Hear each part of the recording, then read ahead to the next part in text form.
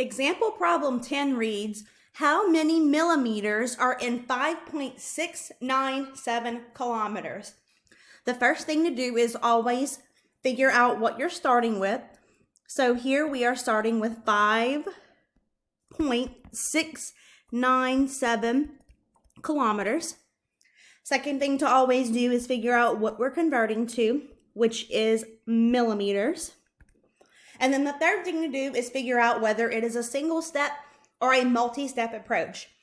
We're converting from kilometers, which is something with a prefix, to millimeters, which is something else with a prefix. And so since we're converting from something with a prefix to something else with a prefix, it is a multi-step conversion. And so both of these units share meters. So we first have to convert to meters. So you'll draw your multiplication symbol, draw your division bar, bring kilometers to the bottom to cancel, and go to meters first. Then you will draw another multiplication symbol, another division bar, bring meters down to cancel, and then you can finally convert to millimeters. So we give the 1 to the thing with the prefix and the metric system constant to the base unit, which is meters. So the metric system constant for kilo is 1 times 10 to the third. Over on the other side, we give the 1 to the thing with the prefix, which is milli, and the metric system constant to the base unit, which is meters. So the metric system constant for milli is 1 times 10 to the minus third.